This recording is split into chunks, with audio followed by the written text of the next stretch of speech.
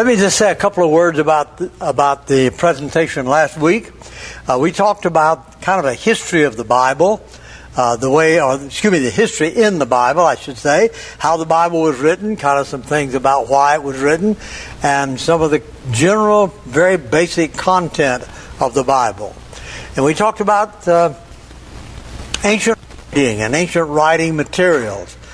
Those things are very introductory in nature, but unless we see something about the importance of those things, it's going to be pretty hard for us to understand a lot of things about the preservation of the Bible. We're going to see some things about what happened in the Roman Empire tonight. The Roman Empire, of course, was in power at the time of Christ in the first century when the New Testament was being written. And so tonight we're going to take just a very brief look at a few things about how the Roman Empire impacted this whole thing of how we got the Bible, because there's some very interesting and very important information that we'll find there. This really started in the 3rd century. Now, when I say it started in the 3rd century, I don't mean by that prior to that time Christianity had an easy time of it. It had a very difficult time of it. But it was in the 3rd century, about 250 A.D., that empire-wide the church began having some problems. But what was taking place within the empire itself, and in some ways worked toward the good of the church and the preservation, by the way, of the Bible itself, was the fact that there were brief rebellions that were going on in the Roman Empire. Remember, jet airplanes had not been invented, just in case you forgot that. Didn't have the internet or anything like that. And so, as the empire spread out, the whole thing of how do we control all of this? That created a great many problems.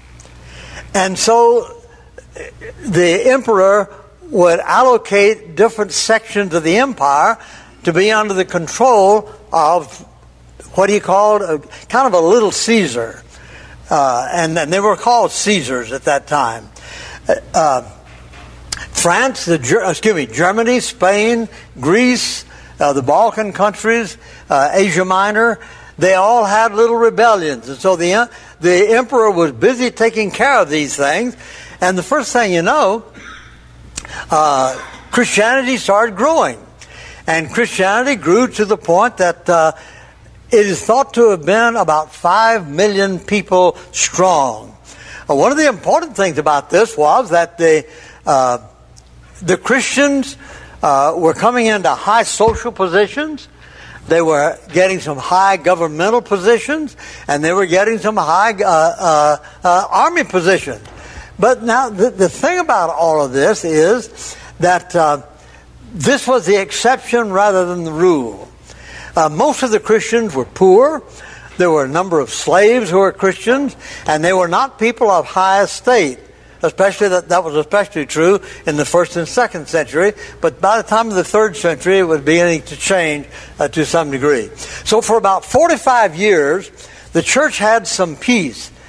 The politicians are busy taking care of political things, and the army is doing the same thing. And so the Christians had a much easier time of it. Again, don't let me leave this impression when we did that. Somehow or another it was okay to be a Christian. It was easy to be a Christian. It was not.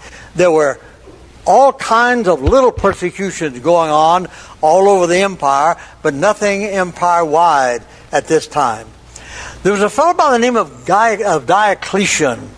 To put it very bluntly, Diocletian was a real jerk. And he didn't like the Christians. This is as crazy as it can be. The fellow who he worked with, one of the little Caesars, kind of, he was a very strong pagan, and his wife and daughter were both Christians, and Diocletian's wife was a Christian, But they got to thinking about this. Why is it that we're having all these little rebellions, and why is it that we're having all of this kind of trouble? I know what the solution is. The gods are angry with us because the Christians are saying there is only one God and the rest of these gods are out. And the other gods are getting real aggravated at this, and so they're giving the Romans defeats instead of victories. So he said, how will we deal with that? Well, the best way to deal with that, it seems, was to... So there were 3 edicts that he presented, and they were edicts of persecution. And one of them said, we'll burn all the books that belong to the Christians. Now, hang that on a hook, because we're going to come back to it. That turned out to be a very important thing. The second thing was, they're going to... Just a minute, I skipped something there. The second thing was, they were going to tear down all the church buildings. And the third thing was, they were going to imprison all of the preachers, all of the clergy, all of the officials, you might say, at that time. Pause for a minute. When you look at Christianity in the New Testament, you do not have a hierarchical structure at all. Very, very simple. But by the time you get into the 3rd century, you begin having a hierarchy. And so it was the hierarchy and the priests and so forth, the preachers, that were put into prison, and if they did not sacrifice to the gods, they were either tortured or in some cases they were killed.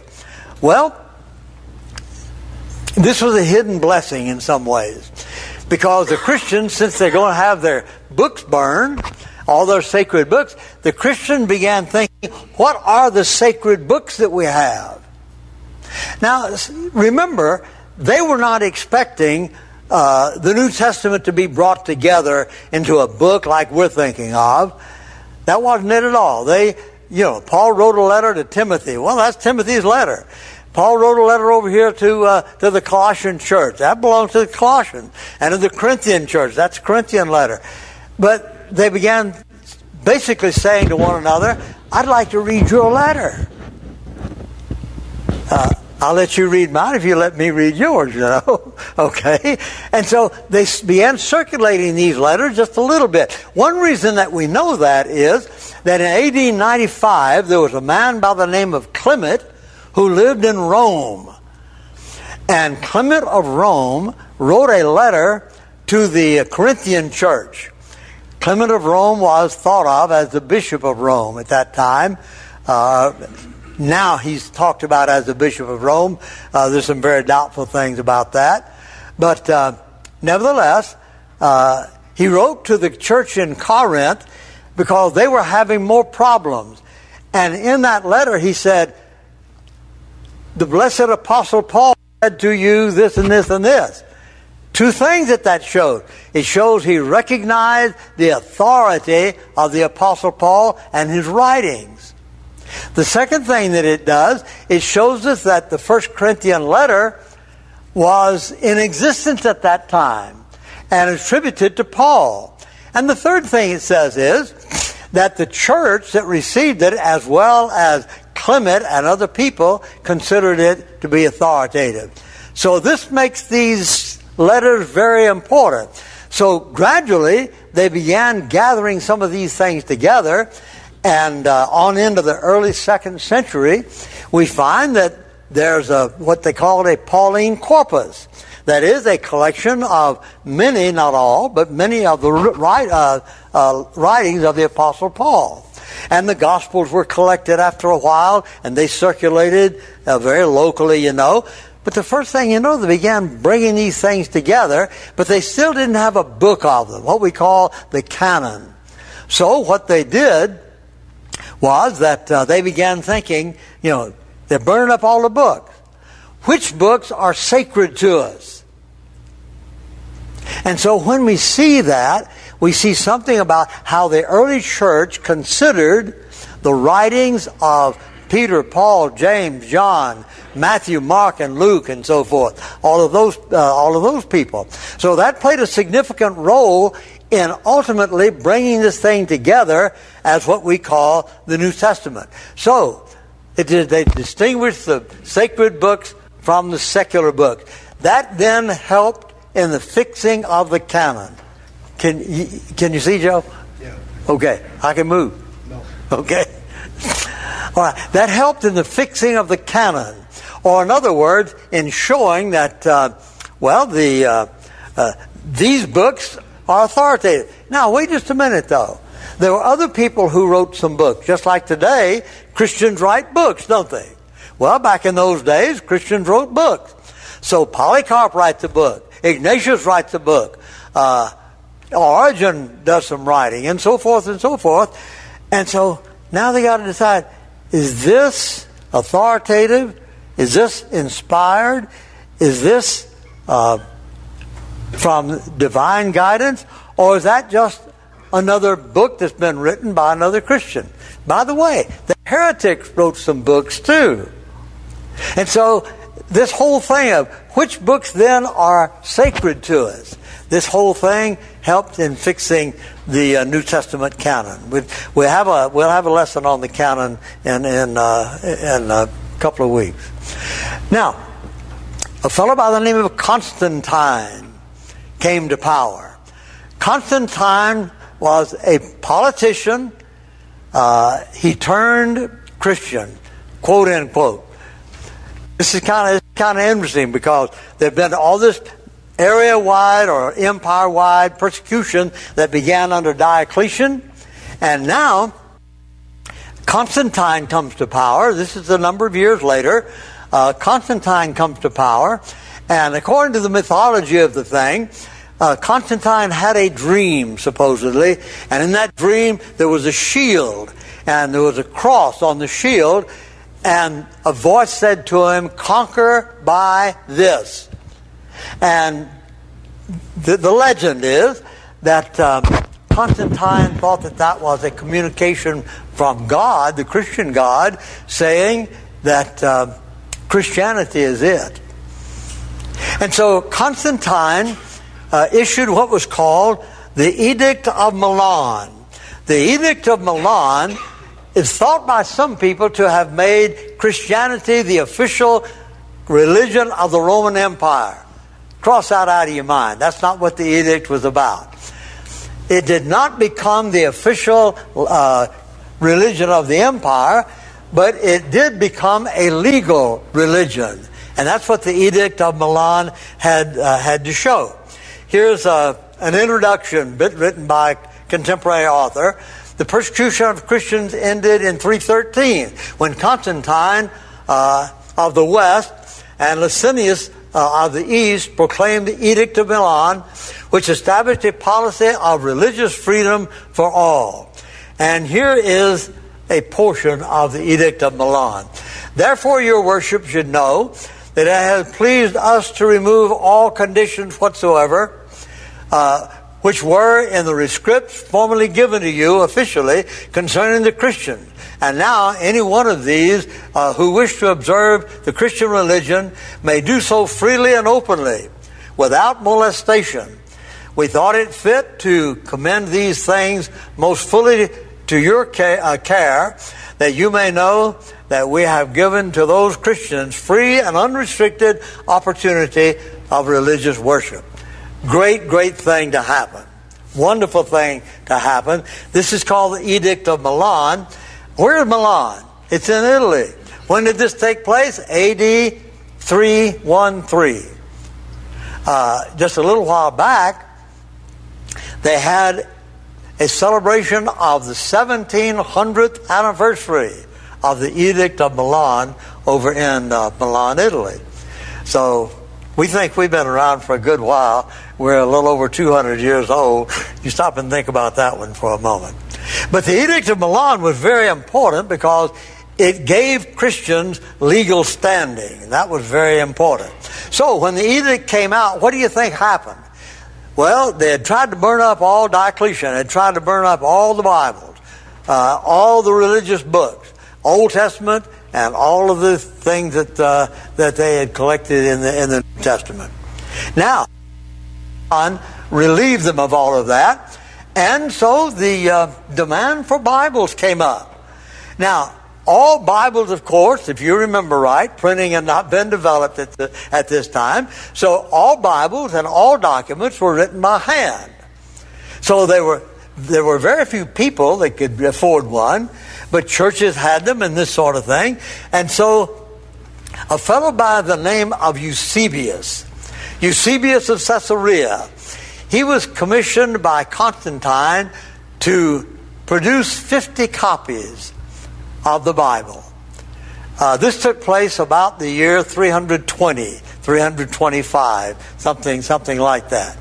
Now, the interesting thing here is, or an interesting thing is, that he was not yet a Christian.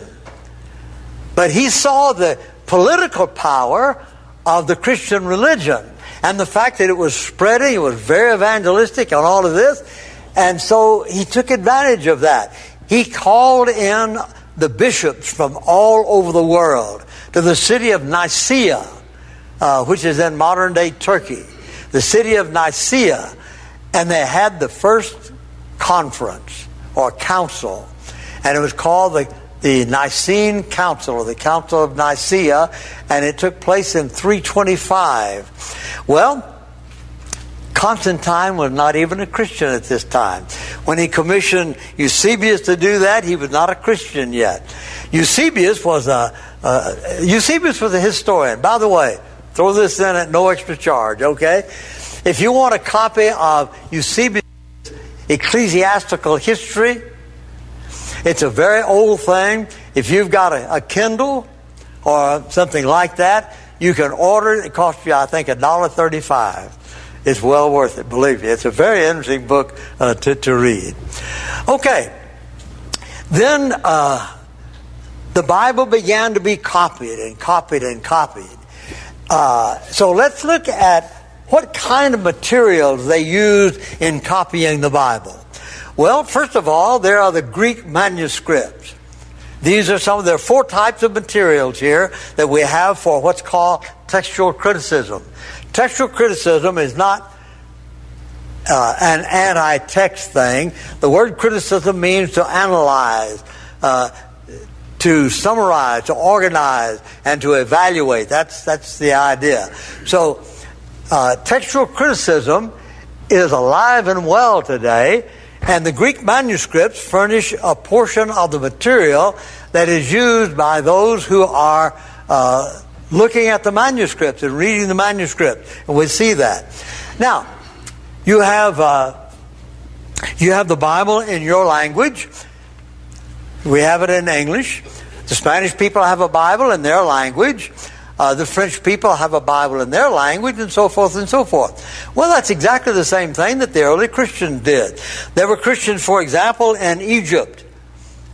And they had, as we'll see in a moment, the Sahidic and the Bohairic versions of the Bible in their own language. There were people in Syria. They translated the Bible into their language, the Syriac. There were Latin people, of course, and they translated the Bible into the Latin language. And later again, in about 390 A.D., it was revised and became the Vulgate, which is the official Bible today of the Roman Catholic Church. So you had the ancient versions, and then you had the lectionaries. These are interesting manuscripts. A Bible, handwritten and so forth, in vellum, would be real thick and very hard to use. And so what they did, they would take blocks of Scripture that were going to be read on certain days and things like that. They would copy just this little block of Scripture onto a piece of vellum. And then that compiling of little blocks of Scripture would be very, very usable and easy to handle. And so these were called the lectionary manuscripts. A selection or a lection would be copied, and that's the way that would be done. Well, these became separate manuscripts that we have as evidence of the validity of the Bible. Now, I said a moment ago that different people wrote different things. These are called the writings of the church fathers, or the writings of the patristic writings.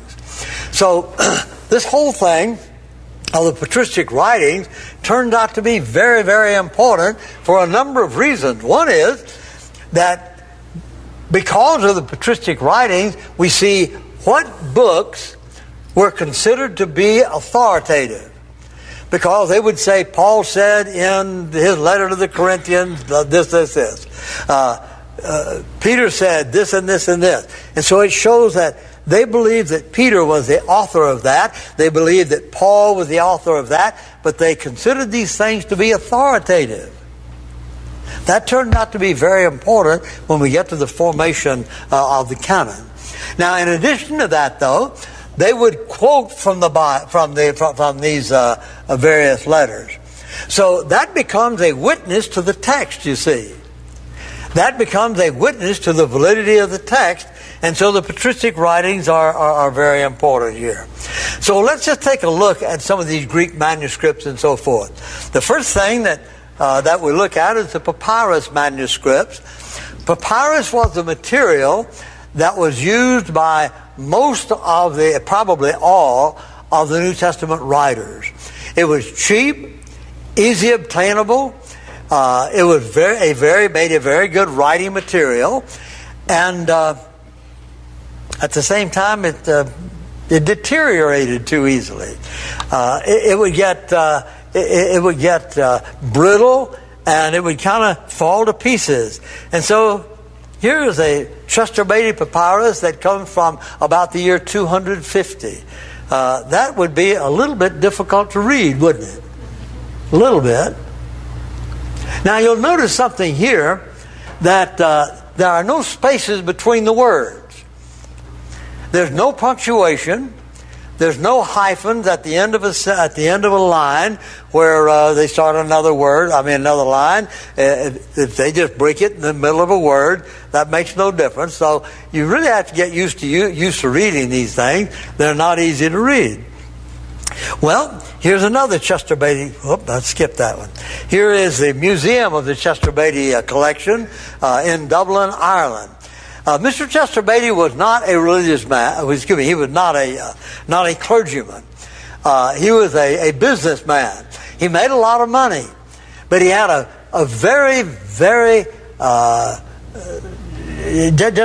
very deep yearning to collect manuscripts, and he could afford to buy them. And so he sent people out, and he went out himself, particularly to Egypt, to collect papyrus manuscripts. And he found some with an antiquities dealer. And there are all kinds of things that he found, and some were just one single leaf, and then some of them were quite a number. It's 60 or 80 leaves of the same book. But these are usually very fragmentary and very difficult. I want you to look at this one. That's my favorite one. In the whole world, that's my favorite one. That's called the John Rylands Fragment. I'll tell you a little personal story. My granddaughter was getting married in England, and the wedding was going to be up in, about 50, 75 miles from Manchester. Well, the John Rylands Fragment is in the library at Manchester. So I said, boy, I was on my way to Vienna, and I was going to teach in Vienna, and so I arranged it so I could go by and see, be with the wedding and see this fragment. And after the wedding, I was on the internet and I was getting things all ready and all. I wanted to find out, was there a day they were closed or something, and what the hours were. Got on the internet, and guess what? The museum is closed for repairs. I was so disappointed. I didn't get to see the John Rylands Fragment, and like I say, that was my most favorite fragment in the whole world. Something is very important about this fragment. Do you see the date there, the first half of the 2nd century? Well, for many, many years before the discovery of this fragment, which took place in the 19th century, before the discovery of this, the early 20th century, before the discovery of this fragment, Critical scholars said the book of John is a 2nd century book. It could not have been written by the Apostle John, and it could not have been written in the 1st century because of some of the content of John. When this fragment was found, it was found down in Egypt.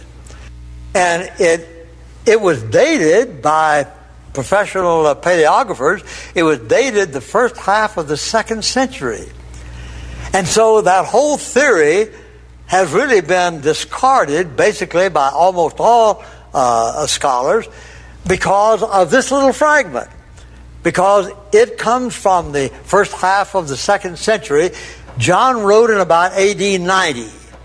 And for this thing to have circulated down into Egypt that early is a phenomenal thing itself. So, let's say just a couple of words about how they date these manuscripts and these fragments. I'm not a paleographer. I'm not anything much about this sort of thing. But some of these guys who really know this thing, these are some criteria that they use. Scientific tests, carbon-14 and things like this. But number one, if it's written on papyrus, it was probably written sometime prior to the 4th century. If it's written on vellum, it would probably be after the 4th century sometime. More about that in just a moment. Then the letters, the formation of the letters. If they use little letters, lowercase letters, as they printed and so forth, then it would be a later manuscript, probably sometime later than the 9th century. Because we know that, paleographers know that the cursive hand, the flowing hand, didn't come into use until about the 9th century. Then they analyzed the ink, the color of the ink, the chemical makeup of the ink and things like this. And they have done so much of this that they know when different types of ink were used. And then the formation of the letters. If the letters have a slant to them, then that probably means that they're a little later than letters that are straight up and down, block letters. Capital letters, that we'll see in just a minute, are called uncials. So that's just a few of the criteria that are used in reference to the dating of the manuscripts. Uncial manuscripts. These manuscripts are they're all capital letters. I don't know whether you've ever just read a letter or a manuscript, anything that is in all capital letters. For me, anyway, it's kind of hard to read, even in English, all capital letters, because we're used to using lowercase letters. Well, they use all capital letters on these, what are called uncial manuscripts. Here's the Codex Vaticanus. This, or the Vatican manuscript. It comes out of the 4th century, early part of the 4th century, somewhere in the neighborhood of 322, something like that. Right or close around the time of the Council of Nicaea. Now, let's say just a word about the Codex type of book. That's Codex, and it refers to a book which is very much like the books that we have today. There are books that are folded and bound in quires.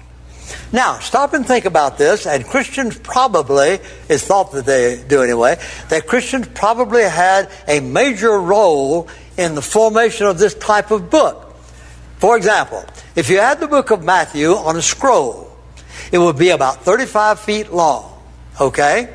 Now, I'm reading this scroll over here in Matthew 5 or something like that, and I think, I want to look up something about the crucifixion. That's way down at the end of the row. I got to go all the way to the end of the row to read that. And then I want to go back to Matthew 16 here. And I've got to go back. And so they're constantly rolling the roll back and forth. Somebody came up with the idea, hey, why don't we cut this thing all up, stack them together, fold them over, and sew them up.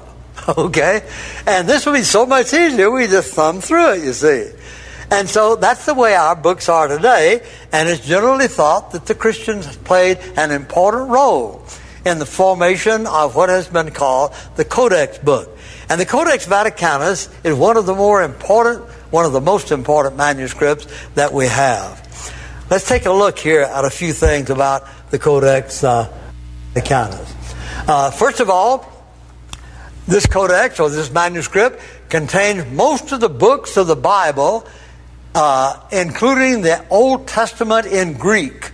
The Old Testament was originally written in Hebrew, but in the 200s, about 250 or so, 230, the Jewish people were afraid their children would not know the Scripture, the Old Testament. And so they translated it into the language of that day, which was Greek. And so this is called the Septuagint version. And it's abbreviated by LXX, capital L, capital X, capital X, which is the Roman numeral 70. There was a legend that said that this was translated by 70 men. Somebody added to that 70 men in 70 days. That's just a legend. We don't know really how many men or how many people were involved in that. But this Codex Vaticanus, it has the Septuagint version of the Old Testament. Now, an important thing here, this was not available at the time that the King James Version was translated. The Vatican manuscript was not made available until 1800s, and 1800s even at that. So it was not available. You'll see why that's important in just a minute. It was not available at the time the King James Version was translated. Where was this manuscript? Well, it was in the Vatican Library. It had been there since about 1400, well, sometime during the 1400s. We don't know exactly when. But sometime in the 1400s, people found out, scholars did, they found out that, in the 1800s, scholars found out that this manuscript was in the Vatican Library. So there are two fellas. I like both of these guys. Don't know either one of them. I'm not that old, believe it or not. But this fellow was Konstantin von Tischendorf, a German, obviously, and a fellow by the name of S.P. Tregelles, who was British. And these men went to the Vatican Library, and they got permission to look at this manuscript for just a few hours. But they could not touch it. They could not write down anything. They could make no notes. They could just look at it. Well, like I said, it's old Tischendorf, but I kind of like that fella. Tischendorf, I think, was an emotional kind of a guy. You'll see why, again, in just a minute. He just couldn't stand it. And he started writing down notes and all this sort of thing, and the guard came and took the manuscript away from him. And they couldn't do it anymore. We don't know why these things took place, but that's a part of it. By the way, there's some interesting things. I suppose you can probably find some of these things on the internet that will give you an account of Tischendorf and Tregelles' experience there. Now the next one that we have is the Codex Sinaiticus. The Codex Sinaiticus also comes from about the 4th century, but it's a little bit older, probably the middle of the 4th century, where the Vaticanus is probably the early part of the 4th century. Only complete uncial copy, capital letter copy. Capital letter, that's the oldest kind of manuscript. It's the only complete copy, uncial copy of the Greek New Testament that has ever been discovered. Now, we have a whole lot, about 5,000 manuscripts. They're parts of different books or collections of a few books. Maybe all the Gospels together, maybe the Gospels in Acts, maybe the Pauline epistles or something like this, you see. But this particular manuscript is the oldest manuscript that we have of the complete New Testament. Now, we're getting back to old Tischendorf here again. Tischendorf was a great scholar. He's still recognized as a wonderful scholar. And he knew that at the monastery of St. Catherine's, at the foot of Mount Sinai, there were a number of manuscripts. Well, usually the monasteries just had these manuscripts. Nothing was done with them. So he took off and went down there, and he looked around, and found some manuscripts in their libraries and things. And he was sitting there, and he looked over, and there's a trash basket sitting over there. And he glanced over there, and there is a manuscript in the trash basket. And he asked one of the monks, what's going on here? He said, we're going to burn it up tomorrow. He said, we burned up a bunch of them yesterday. And Tischendorf looked at that, and later he wrote this. It's such an interesting thing to read what he actually wrote about this. He wrote in his own report of all of this, he said that was the oldest lettering I had ever seen. And so he was very excited about it, and they took the manuscript away from him.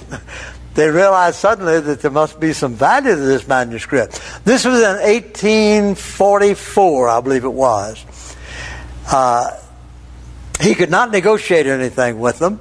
He went back and he did all kinds of things. For 15 years he worked to try and get this manuscript. He went to the Tsar of Russia, and the Tsar of Russia was the patron of the monastery at St. Catherine.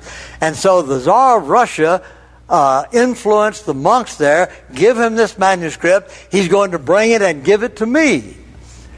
And then there's a whole lot that goes to the story, how they couldn't find it and so forth. And Tischendorf went down and he looked all over this monastery for this manuscript. Couldn't find it. Stayed there about 2 weeks. And he was very despondent. And he had made a friend out of one of the monks. And this monk said, well, I don't want you to go home empty-handed. I have a personal manuscript of my own. And he said, I'd like for you to have it. And he brought the manuscript in there and gave it to him. Guess what? That's what he was looking for the whole time. That was the Codex Sinaiticus. And this Tischendorf writes in his report of all of this, Tischendorf says that it would have been sacrilegious for me to sleep that night. He sat up all night reading this manuscript and so forth. Great, great guy. Here is the monastery of St. Catherine's. It's at the foot of the traditional location of Mount Sinai. It was built in the 6th century by the Roman Emperor Justinian. And that's where he went. Okay, here's a picture of this fella. He doesn't look like a particularly emotional guy in his picture, I guess, but it seemed like he was certainly that way. All right, let's go on just a little bit. It was not procured. Whoops, we skipped one there. It was not procured until 1859. He worked 15 years on this thing. It was not available at the time that the King James Version was translated. Again, we're going to see the importance of the Sinaiticus and the Vaticanus, these two manuscripts in reference to the Bible coming to us today. Okay, the next one is the Codex Alexandrinus. This comes out of the late 4th century, probably the early 5th century. This manuscript had belonged to the Patriarch of Constantinople. And it had gone back and forth 2 or 3 times between Alexandria and Constantinople, because Lucar, who was the Patriarch, Cyril Lucar, he had been the Patriarch of Alexandria for a while. And then in 1624, he made a gift of this manuscript to King James of England. King James. Does that ring a bell for you? Yeah. He's the guy who authorized the King James Version. And it's referred to as the authorized version because it was authorized by the king to be done. Well, he gave it, or he was going to send it over to the king, but King James died before he received it. This manuscript is now in the British Library in London. If you want to go to London and see these things, boy, the British Library's got a pile of them. And they are so interesting to see. All right, let's take a look now at the cursive manuscripts. The cursive manuscripts are ugly. The writing is ugly. When you compare them with the beauty of the Vaticanus or the Sinaiticus, the cursive manuscripts are just kind of ragged looking. But the manuscript itself is very, very beautiful. Here's what I mean. That is not anywhere near as pretty as the other one, is it? No. You see, these are all little letters. But you also notice that there's still no space between the words and punctuation and things like that. You just have to get used to reading that stuff like that. Here's a comparison. You can see the Sinaiticus up at the top, and this cursive manuscript is of unknown date. I could not find the date on that manuscript. But that's of unknown date. But that does give you a comparison about what the two would look like. Okay. Now, we have what are called illuminated manuscripts. Illuminated manuscript, I got to check my time here too, by the way. Well, I can't read my watch. Okay, I got 10 minutes. An illuminated manuscript is a manuscript that has artwork on it. And some of them are absolutely gorgeous. Some of them were dyed purple, color of royalty. And then these various things were artwork was placed on them. You'll notice here that there's a lot of gold in this. Hey, folks, that's real gold. That's real gold. Gold leaf. And the genuine article in the most ancient manuscript contained a lot of silver and a lot of gold. And this is called iconography, the icons and so forth. And this particular one is called the Majestic Christ. Now, it turned out that there were a whole lot of Majestic Christ manuscripts or icons that were painted. Here is an illustrated gospel of the evangelist Mark. Notice that he's got a halo around his head. For iconographers, that dates it. I don't know exactly what date it was, but at a certain time, the artists began putting halos around the heads of the saints and so forth. And this is an illustrated manuscript of Mark. It dates somewhere around 1040 to 1070. Here's an Ethiopian manuscript with an Ethiopian icon in it, or an illustrated manuscript with an Ethiopian art in it. Then we have this manuscript of the Latin Vulgate. The reason that I put this in is because this is supposed to be a picture of Ezra as he was rewriting the sacred records. I have an idea that Ezra did not have a cabinet just exactly like that when he was rewriting. I expect it was a little bit rougher than that. But every culture puts things into their own, that makes the people look like their own culture, makes the people their own culture. And it's kind of interesting to see just exactly how all of this works. Let me give you an illustration of this. My wife wrote her master's thesis on cross-cultural communications in mission work. And she had to go and find out something about what kind of artwork goes into all different kinds of cultures. And in doing that, she had to investigate types of artwork. One of the interesting things to me was a book, a Japanese book. And it was a picture of Jesus in the Garden of Gethsemane. And it shows Jesus with a little Fu Manchu mustache and all. And the Garden of Gethsemane is a very, very formal Japanese garden with a little bridge, and all this sort of thing. Beautiful, beautiful laid out. And this was Jesus in the Garden of Gethsemane. Well, you see, that's the way cultures are. That's the way we are. And so a great deal of this shows medieval artwork, and instead of showing Middle Eastern people, it shows primarily Western people. Okay, here is Moses expounding the law. The upper the upper icon here is Moses expounding the law, and the lower icon is supposed to be Aaron as he delivered the law to the people. And that's an icon on one of the manuscripts.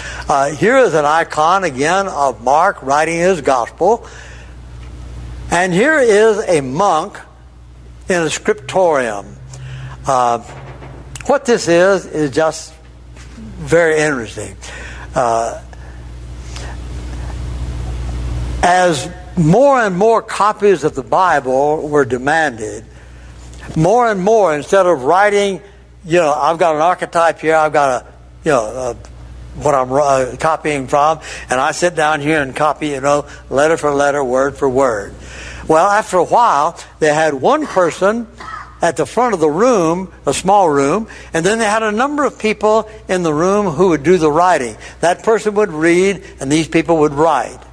And every once in a while, you've done this in school, you get behind a little bit, and he reads the next line, and you may skip a word. Well, that shows up in some of the manuscripts. We're going to talk about just exactly how that worked. But this will give you, could we have the lights in the back now? Please turn the lights on in the back. This will give us an idea of what was used, what kind of materials and so forth, what was used in the production of the Bible. We have 4 types of materials. The Greek manuscripts, we have the versions, we have the patristics, and we have the lectionaries. And these are the materials that were used in the formation of the Bible. And of course, my favorite last slide, "Thy word is a lamp unto my feet." The Bible is so very, very well attested, and its history is genuine history. And there are about a little over 5,000 manuscripts of parts of the Bible. And so we need never fear that we have God's Word just as God has given it to us.